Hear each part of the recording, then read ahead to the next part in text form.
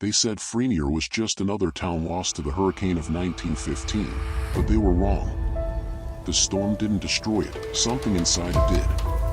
And now, over a century later, the voices are singing again, and people are disappearing.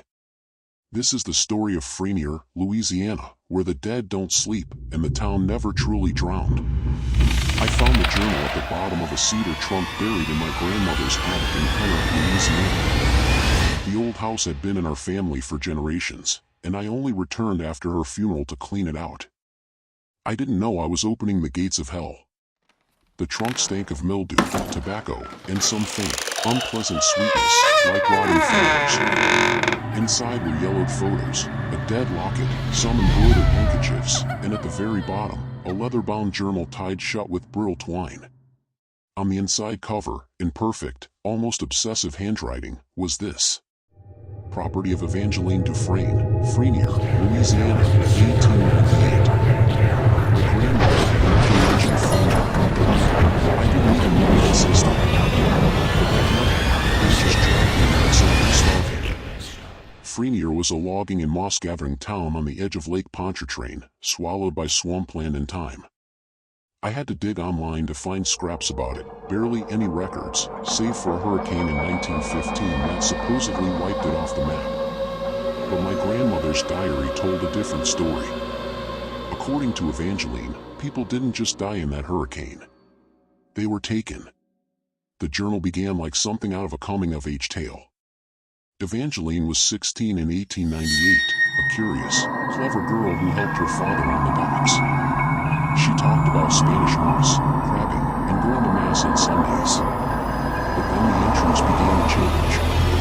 March 3rd, 1899. There's a woman who sings in the swamp.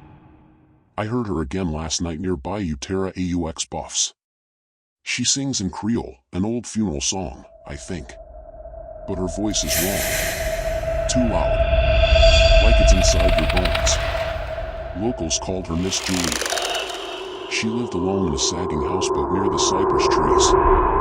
People whispered she was a hoodoo priestess, and she used to heal the sick, but her remedies came with a price. Some said she kept jars of baby teeth above her bed. Others said she could call storms. Evangeline wrote that her father forbade her to go near Julia. Of course, she didn't listen. June 1st, 1899. 3 boys are gone. Left for the marsh at dusk and never came back. We searched for days. All we found was one boy's boot, split up the middle like it had been torn apart from inside. Papa says gators. But Maman just crosses herself and won't sleep without a candlelit now. Every few weeks, someone vanished. Always at night. Always near the swamp's edge. First the boys. Then old man Roussel. Then a baby girl, gone from her crib with no broken windows or prints in the mud. Evangeline began to document the patterns. It always started with the singing. There's a tree behind the old cemetery with dolls hanging from it. Made of moss and bones. Papa burned one and the fire hissed like snakes. Evangeline claimed the dolls were offerings. Some made by children, others by the cultists.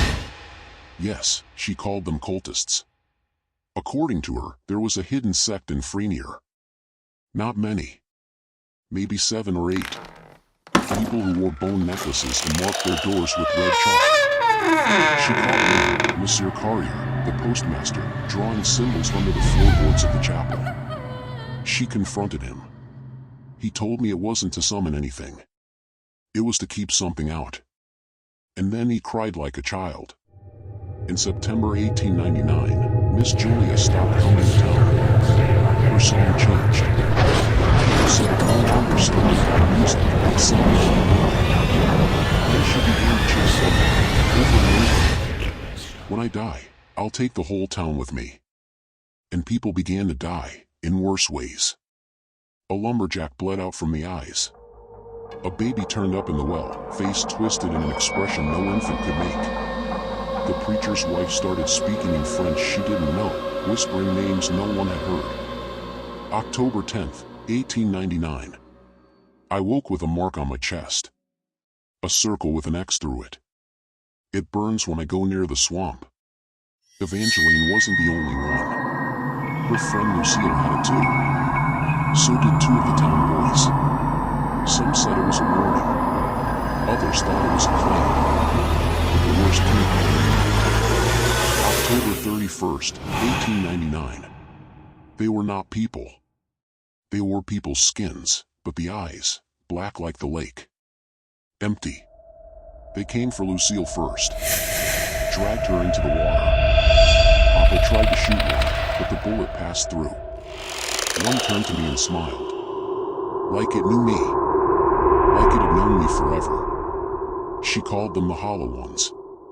And they only came after Julia sang. On November 13th, 1899, a blood moon rose. Evangeline wrote that a fog rolled over the town, thicker than hot, choking everything in light. People vanished minutes down. Horses tore out of their stables and drowned themselves in the lake. The cultists set fire to the chapel on purpose.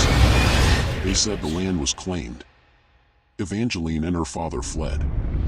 They made it to Kenner with 4 other survivors. She ended her journal with one final note. If she ever sings again, run. I should have left the journal alone, but curiosity's a curse too. I found Frenier on a map. Barely a blip, just broken docks, half-submerged buildings, and what was once a rail line. I wanted to see it. So I drove down with my friend Sam.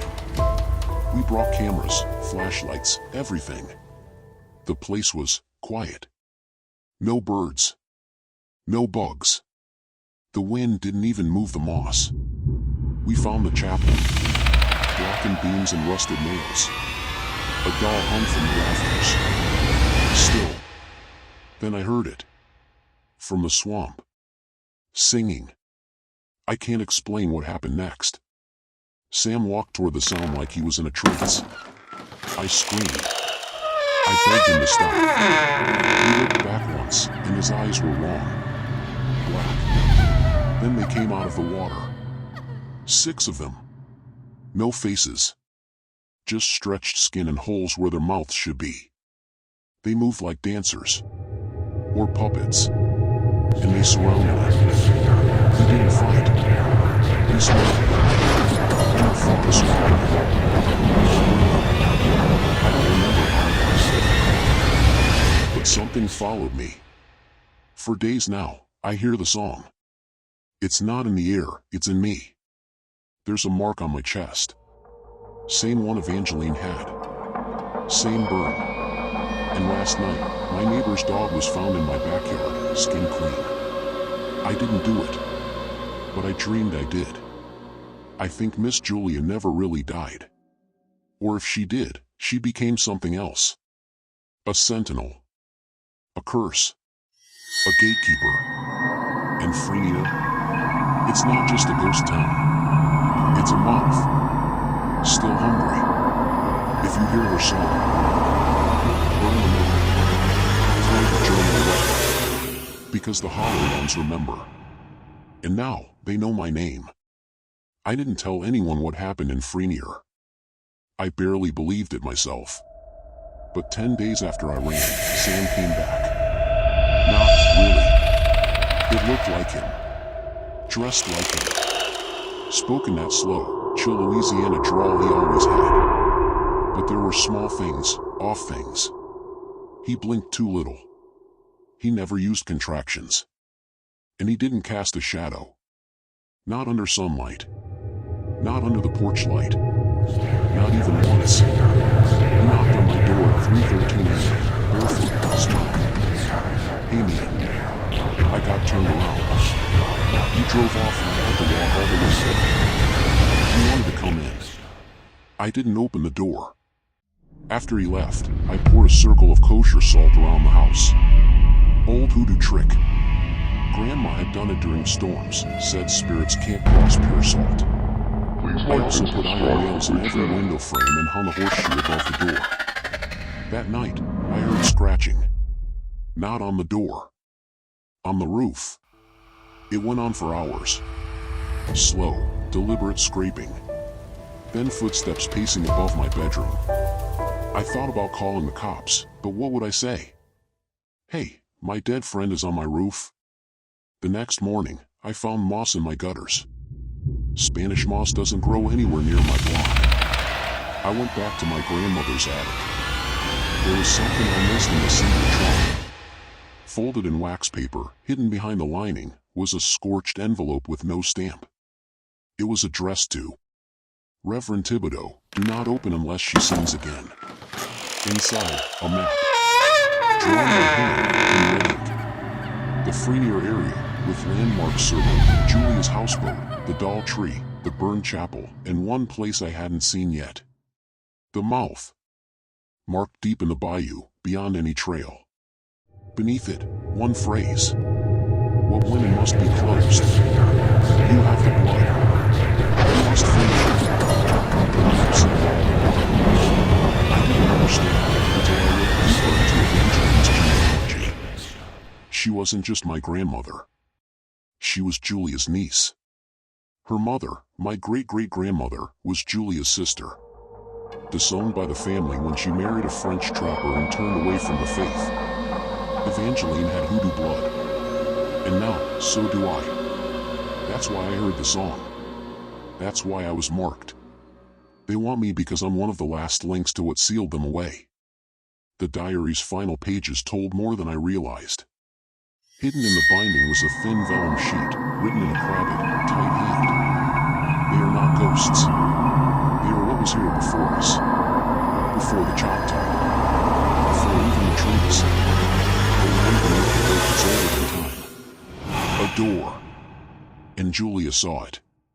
She sang to it to keep it closed. But it sings back now. It learned her tune. I finally understood. Julia's curse wasn't vengeance. It was a warning. A containment. And it's breaking. I went back. I know. Dumb. But I had no choice. If this was about bloodlines and doors, maybe I could close it for good. I brought salt, iron, a machete, and my grandfather's revolver. The map was burned into my brain. It was dusk when I passed the doll tree. The dolls weren't moving, twisting in the breeze like they were looking at me. I heard the song again, fainter this time, coming from every direction. Écoute, mon enfant, la merveille. I followed the map to the mouth. It was real. It was a sinkhole in the swamp, maybe 30 feet across. Perfectly round. No ripples. Just still, black water reflecting a bruised sky. And something, alive beneath it. I saw pale limbs swirling just under the surface. Faces pressing against it, mouths open, eyes bulging. They couldn't come out, not yet. But they were close. I poured the salt. Lit the herbs Evangeline wrote about, copal, bay leaf, crushed cypress. I burned hair from my own head. Chanted the names she recorded. The water screamed. Not metaphorically. It screamed. And the hollow ones began to rise. They emerged slowly. Not running. Not lunging. Just walking like they always knew they'd get me. I chanted louder. My voice cracked. I threw iron nails at them. It slowed them down, but not enough. Then one of them stopped.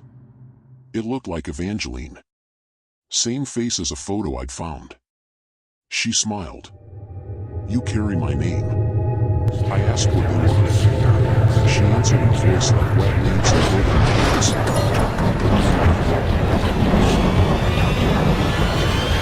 She dug up what should have. And then she reached out.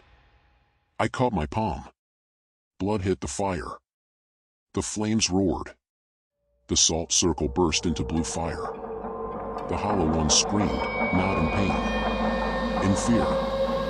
And the sinkhole boiled. They were sucked back in, one by one, screaming my name in dozens of voices.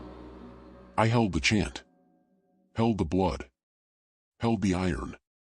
Then there was silence. The water went still. The moss stopped swaying. And the song stopped. That was 3 weeks ago. I've been trying to live normally. But nothing's normal now. I see people watching me with eyes. At gas stations. In mirrors. On trains. A raven flew into my apartment window yesterday.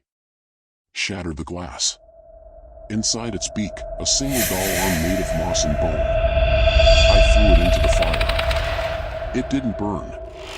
There's one thing I didn't tell you. That night in Frenier, just before the lake went quiet, Julia sang with me.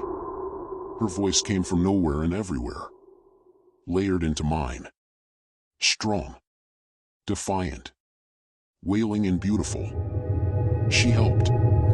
So maybe part of her is still watching. Or maybe she just doesn't want to be alone in the dark. Either way, if you ever go to Frenier, don't follow the singing. Or do it. If you're like me, they're already waiting. It didn't stay in Frenier. 2 days after the mouth closed, the lake rose 3 feet overnight.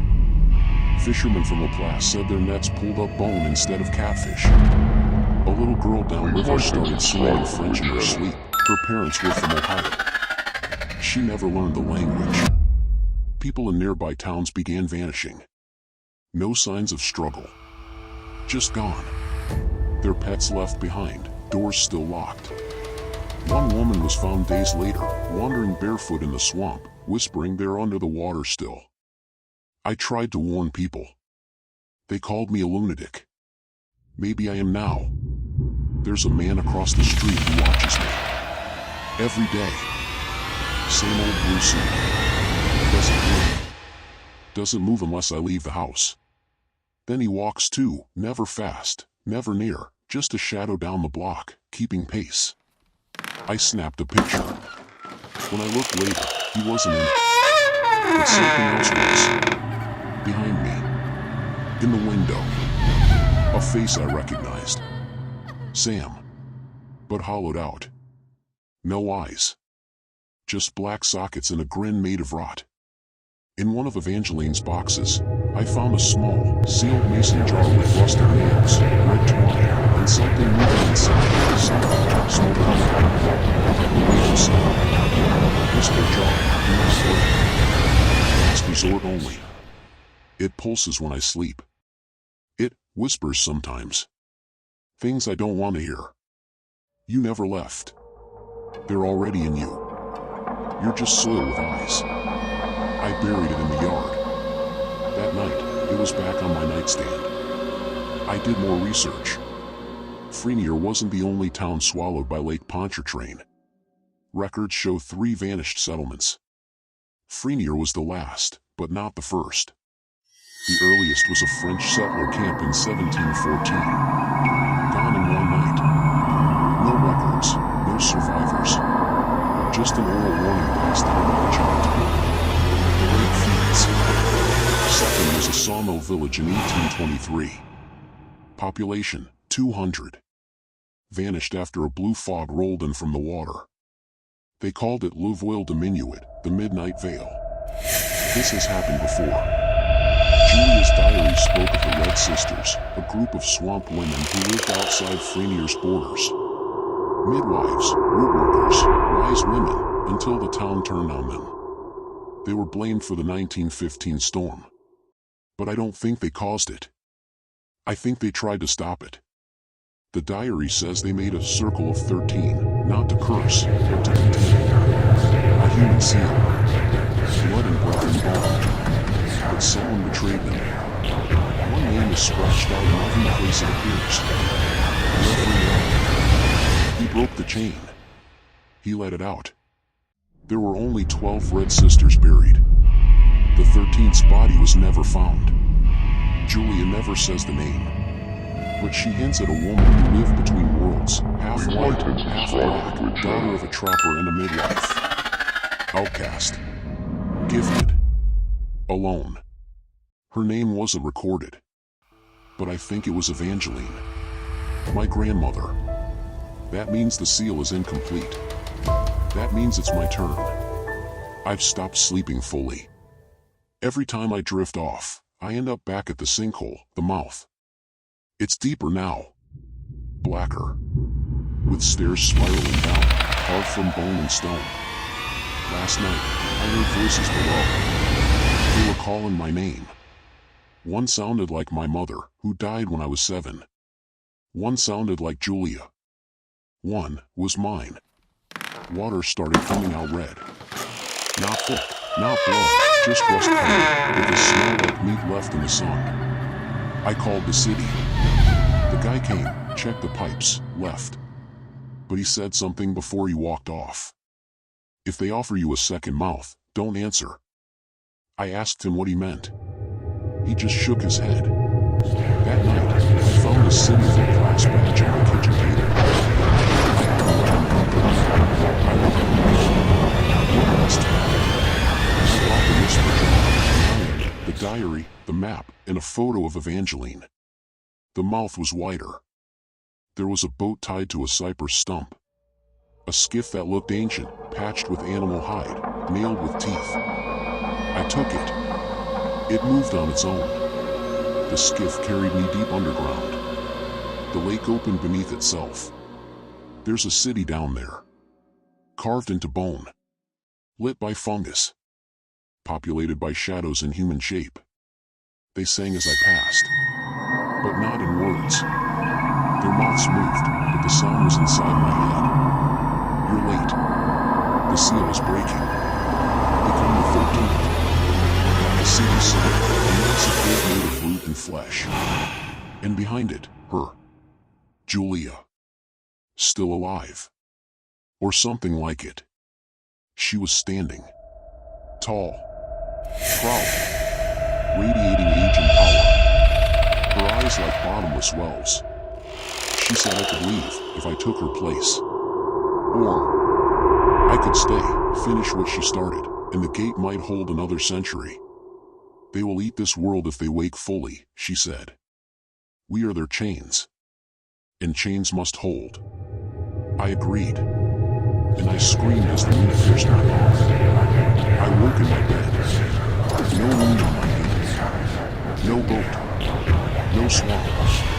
Just me, the bayou, and the whisper jar. I think I took her place. And for now, they sleep. But I feel them, always, humming beneath my skin. Watching through my eyes. Waiting. This post might be deleted. I get messages from Reddit mods that don't exist. Emails from accounts with no origin. People knock on my door at 3:13 a.m. and ask, do you still sing? So I'm leaving this here. If you go to Frenier, and the wind smells like lilies, and the water looks deeper than it should, do not follow the song. If you hear your own voice singing back, run. You're already part of the hollow, and they are always hungry.